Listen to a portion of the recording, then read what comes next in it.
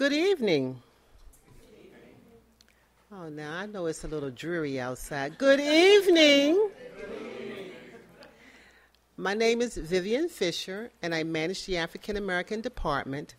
And I welcome you here this evening on behalf of Dr. Carla Hayden, our CEO, the Board of Trustees and Directors, and the Pratt staff.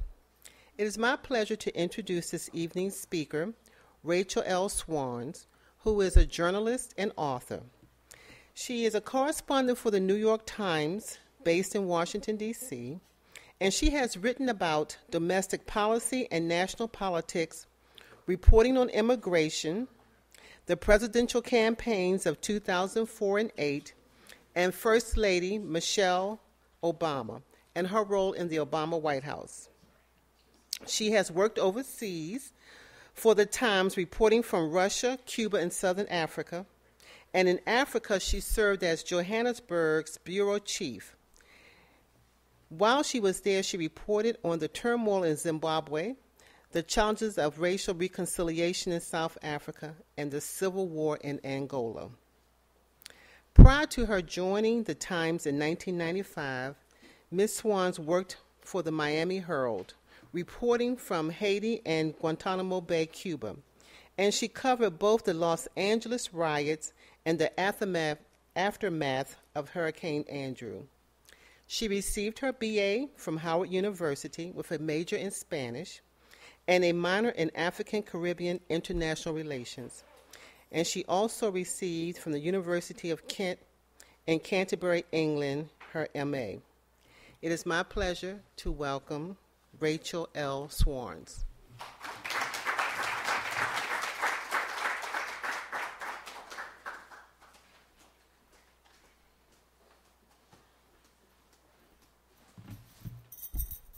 Thank you so much for coming.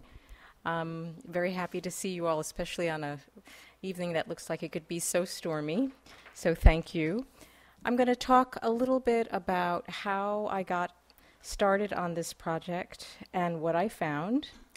I'll read a teeny bit and show you some nice old photos, and then I'd be happy to take any questions that you might have.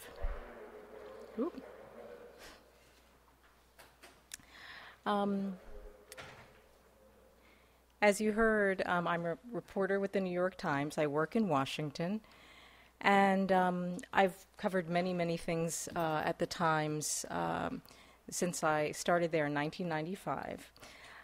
But this project emerged because I was covering Michelle Obama and the First Family. And this was something of an unusual assignment. Typically, papers like the New York Times and the Washington Post don't assign one person to cover the First Lady. That's a job that the White House reporters who cover the president and chase him around the briefing room and fly with him on Air Force One do when they have time.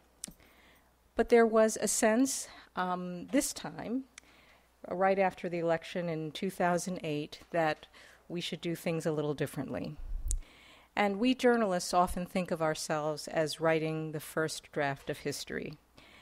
And there was a thought, I think the thought was that this family, this first African-American family, in this house, this White House, built in part by slave labor, was going to be written about for generations to come. And there was a sense that we should document that. And so I decided to take this assignment, and we shortly before the inauguration, we hired a genealogist. One of my colleagues was working on a piece about the president and his rainbow family. And at the very last minute, we decided, maybe we should do a little digging into Michelle Obama's background. As journalists often do, we didn't give the woman very much time at all, and so she didn't come up with very much during that, for that first piece that ran on Inauguration Day. But unbeknownst to us, she kept digging. And in September of that first year that the Obamas were in the White House in 2009, she called and said, I think I found something pretty remarkable. Would you guys be interested? We were interested. So I ended up getting on a plane and flying to Birmingham, where I spent time in the archives.